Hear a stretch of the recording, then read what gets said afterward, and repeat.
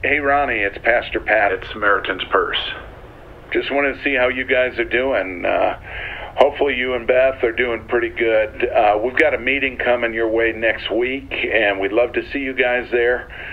We've been praying for you. I'll give you a call again. Hey Ronnie, it's Pastor Pat at Samaritan's Purse. Just wanted to see how you guys are doing. Hopefully you and Beth are doing pretty good. We've got a meeting coming your way next. Hey Ronnie, it's Pastor Pat. I joined the Army at age 34 after 9/11. I just couldn't bear the thought of not pitching in and helping if I could. And we'd love to see you guys there. Hey Ronnie, it's Pastor Pat at Samaritan's Purse. Looks about 6-7 floors were taken out, and there's more explosions right now. Hold on, people are running. Today, our fellow citizens, our way of life, our very freedom came under attack in a series of deliberate and deadly terrorist acts.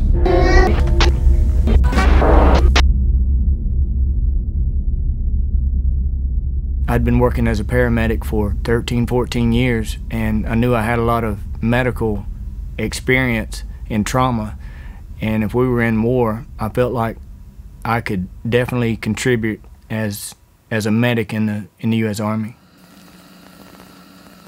Having that experience behind me really helped me help other people. When you get to a casualty, one of the first things medical personnel do, we would always reassure the casualty, hey, it's going to be okay. We're here. I'm here. You're wounded, but you're going to be okay. It's a big responsibility, but it's also very rewarding. The ones that you can't do anything about that kind of haunt you, no matter what you've done, that things were too bad and you couldn't save them.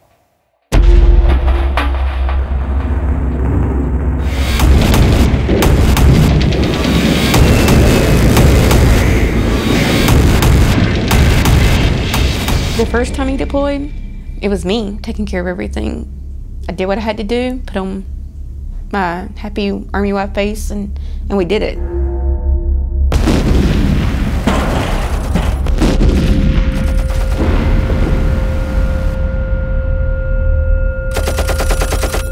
I was injured from being in close proximity to large blasts, whether they were enemy or our own.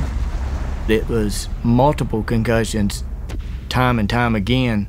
I've seen the actual shock wave of blasts come right past us, which is never a good sign. As a medic, you would run into a firefight and without even thinking to save one of your comrades. It was a very rough deployment.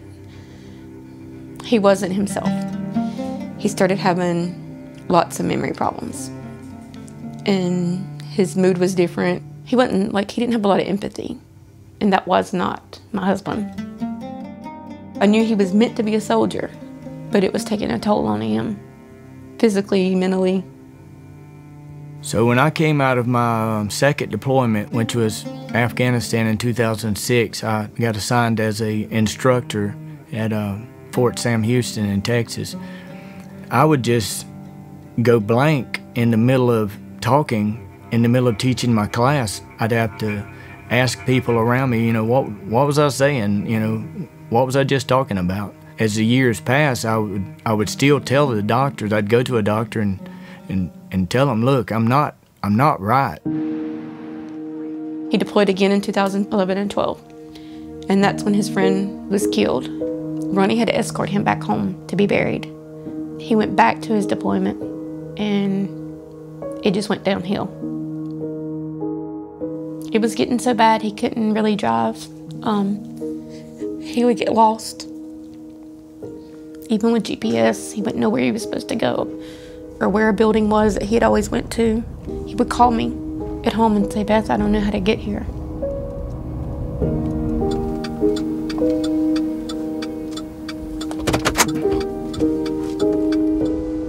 Ronnie has early onset dementia because of his brain injury, what they consider a traumatic brain injury, TBI. They said he had multiple TBIs. And he was 48 years old when that's what they told us he had. With Ronnie, it affects his identity a lot. He was a caregiver. He was the provider. So when they told him he wasn't going to be a soldier anymore, he kind of was lost. He kept saying, "I feel stupid." He would get very frustrated. It felt like our whole world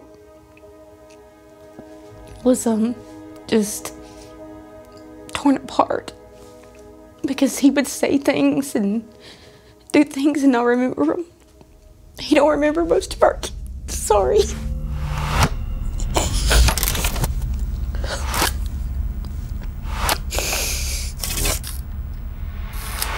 You remember the things that cause you pain. You tend to remember those. Sort of plays in your mind like a Rolodex. Continues just to turn. You know, you may see an image for 2 seconds, 1 second, you know, half a second, and it goes right to the next one. And a lot of soldiers that I've met and spoke with have the exact same issues with the images, you know, and their brain not wanting to shut down. It's more the good things that you would love to remember, but I don't. Where's Daddy? Where's Daddy?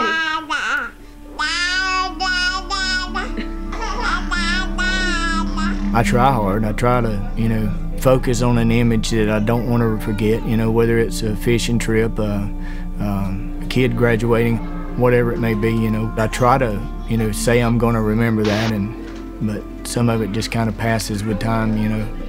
And a few days later, a few weeks later, a few months later, somebody can ask me about it and I have no knowledge of it.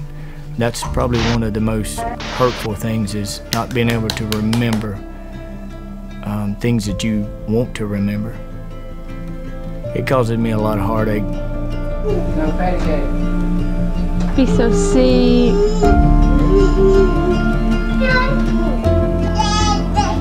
I was thinking about leaving, because so many people tell you that, like, just leave, like, just, you don't deserve to live that way.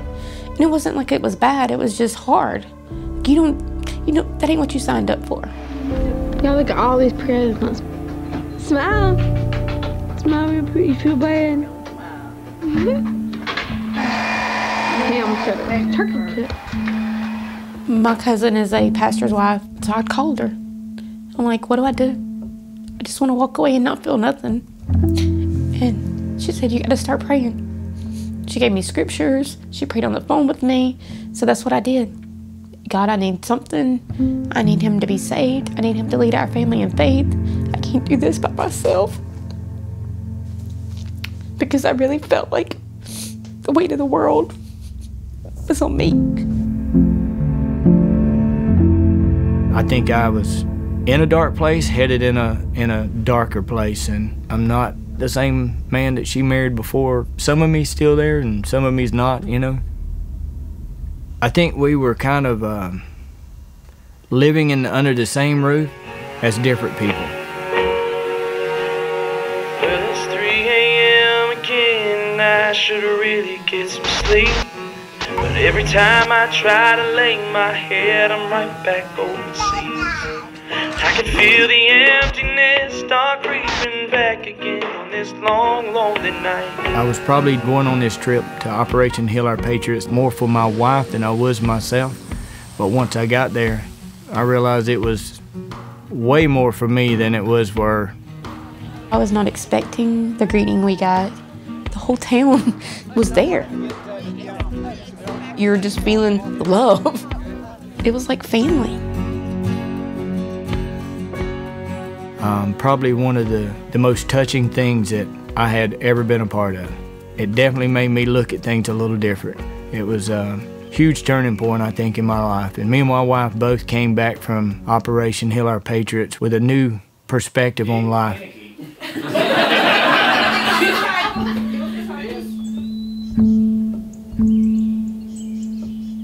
The aftercare is just as amazing as the week. You become family with Operation Heal Our Patriots. They check on you. I have a list of numbers. I can call any of these people 24/7 if I need to pray for me, to come be by my side, whatever we need. Hey Ronnie, it's Pat from OHOP. Just wanted to see how you and Beth are doing and let you know we're praying for you today. God bless. I look back and it kind of gives you a clearer image of your purpose in life, what God has done for you, and I see that more now than ever before, without a doubt. The Lord, Jesus. You need your eyes on Jesus, loving Him first with your whole heart, mind, and soul, and then loving one another. The people of OHOP stand behind you and are there for you. The community, the family that they offer, it's pretty amazing. Operation Heal Our Patriots can't ever fix the injury, but it gave us some really amazing tools and support system that we did not have before. They let us know we're not alone. We can't go back and be the old Ronnie and Beth or the old Busman family. We had to find a new way.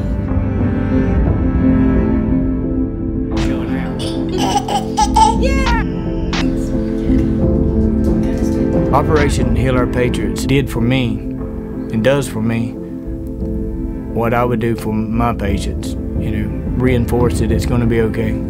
I'm here, God's here, you're gonna be okay.